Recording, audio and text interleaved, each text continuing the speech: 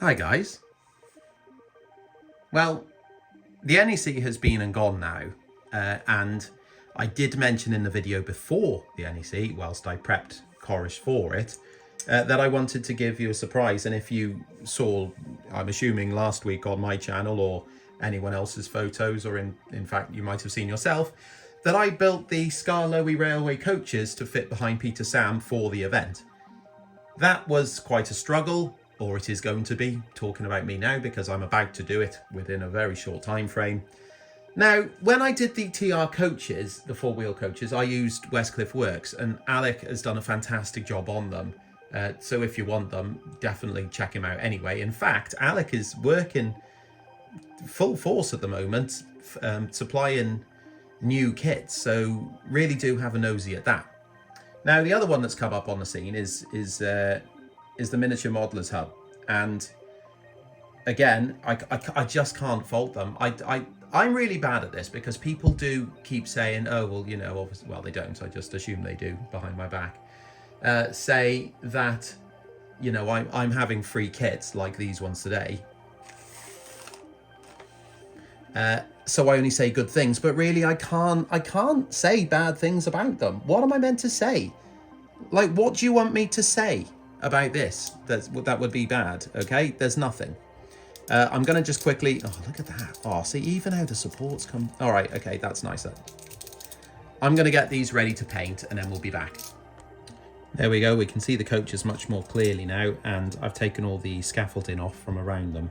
That's all I've done to it.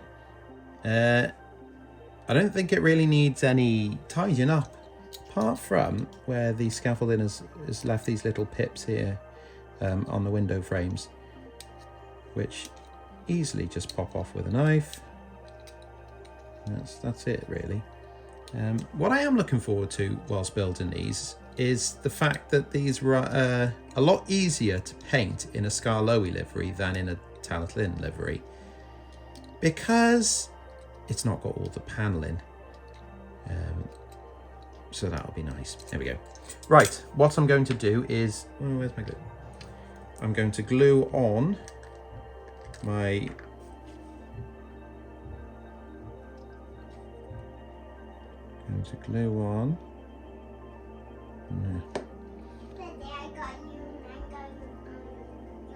That's so thoughtful to bring me a mango yogurt when I'm filming. That, do you know what?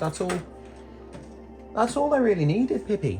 Yeah, because you wanted a snack on the table. I did want a snack. See, I did. And we have to share the love hearts, okay? And right, okay. So you've brought me those because you want to eat my love hearts. Yeah. Right, that seems fair. Right, you meet me now in my very yellow spray box.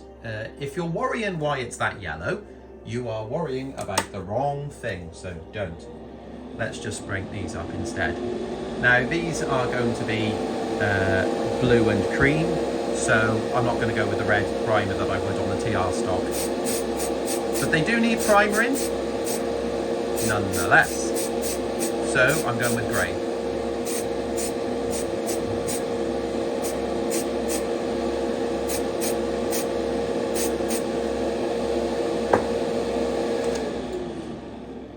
There was a time on this channel where I really got into the habit of putting gloves on for painting. I miss that guy. So I need to start painting these up now, and I found that probably the best colour for the cream part of the coaches on the top is a colour called Skeleton Bone, I think, is it? Yeah, Skeleton Bone, which is a silly name, because apart from bone, what is a skeleton? Just call it skeleton. It's stupid. And I can't think of any other examples for comic effect either.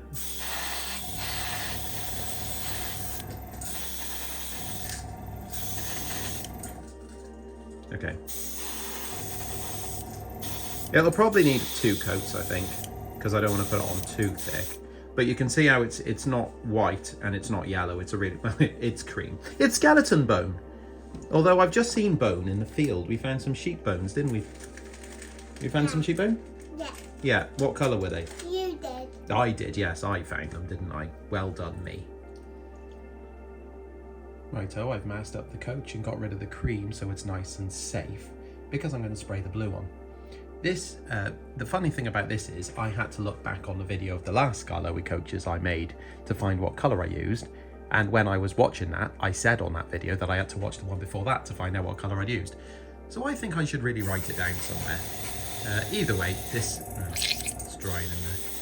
This is crystal blue, and it's a very nice blue. What I'll probably do is do very light coats like this, just because I don't want it seeping under it all. So you'll see as I'm spraying this, it's a very dry mix. I don't want it runny in any way, so it's not coming out the brush very well. But that's almost intentional, because I want it to come on very lightly and very dry. And then I'll end up with this, pretty and blue. And just like the blue before it, the black needs to go on. I've kept the old masking on, and I've just added a little bit more on because I'm learning from my past mistakes. I've also cleaned the airbrush now, so the paint is actually flowing through, which is also quite a nice thing.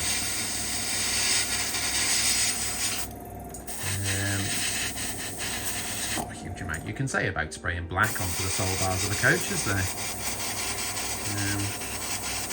How does it make me feel? Tired.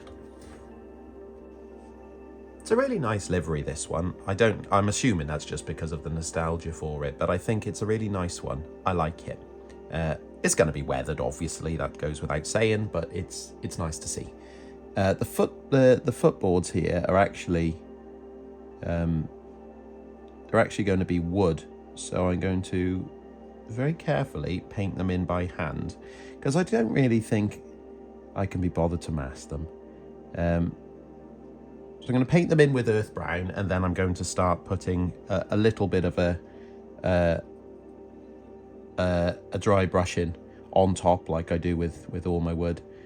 But again, this is the boards here are probably going to be quite heavily weathered anyway, because that's where dust and soot and things are going to be gathering. So I'm not going to be bothered too much about how good the wood looks. Should end up like something like that, because I've done that one. That's just fine. That's literally just one coat, and I think even though there's black showing through, I really don't think that's going to be a problem on these. I thought I would paint a very quick interior on these, and that's just the seats and the walling on the edges. Good question. That's because if you happen to look into the coaches, it's quite nice to have something there, because I'm not going to put any figures in it. What I like to do with these is fill it in with... Yes? Just make the minute, because I'm lifting this Jackson down. They don't know. What I like to do with these is I like to paint or fill in the outside, or the insides rather, with a larger brush just to get it done. Because, Pippi, good question. I like to go around the outsides with a finer brush just to make sure it's a nice crisp edge. And coaches like this are quite good because they've got a lip between the windows and the walls, so you can get... Because that's how they're made. Put them all in... If you have questions, Pippi, put them in the comments, okay? And I will answer them like I answer everyone else's. Okay? Okay. The coaches are looking quite complete now, and there's not really a whole amount of detail I really need to put on these, because they're illustrations from a book, which means they're fairly simple coaches. The only thing I'm going to do is probably, well, I say probably, you'll watch me do it, adding gold to the door handles. And aside from that, that's all the painting really done, apart from the roofs, which you don't need to watch because that's just the roof. So what I'll probably do is go on to the decals. And someone asked the other week when I was doing Peter Sam what decals I used, and I couldn't remember because I lost them. But I found them again now. They're from Railway Mania. I've got the whole set, so these are obviously the coach versions, but also I've got the engines as well. Just letting me know that I still don't have Sir Handle there, so that's nice. These are water slides, so they work exactly like any other water slide transfer you see me doing, which is cut them out, put them in water, take them off the backing, and pop them on the model. So I'm going to follow those instructions now. I think ideally I would have liked to have put the numbers on the sides as well for the different class, but they didn't come with the Decals, so we'll stick with Skarloey Railway. That's fine. I'm just going to seal it all in now, and this is a satin varnish. I like satin varnish. Satin varnish is nice because everyone seems to think that model trains should be very shiny, and they definitely shouldn't because of how scale works, or so I'm told. I also don't like matte because it's just too matte for normal paint. This just gives it a tiny bit of a sheen, which is just enough for models, I feel. So I'll go over those, and then we'll be on to le weathering, which is French for weathering. It probably isn't, actually. Now, these coaches I don't really want to do much of a weathering. So what I'll probably do is just give it a very quick running over, just to let it run into the round the beading and things like that, where it will pool. So look, that's probably about enough, and it will continue to drain off, so that I'm quite happy with that. Yes, I am. Let's move on. Look, it's beading a bit on the side, which I hate.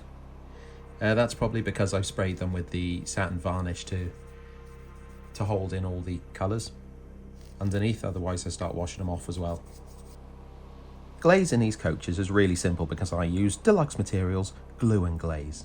How is it that I am not sponsored by Deluxe Materials at this point? I basically use everything they make, and I think it's really good, which is why I use it. It's really simple though, because all you need to do is add a little bit to the inside of the window frames where the glazing is going to go. I don't need to hit all of it because it's just one strip of clear plastic I'm going to be using.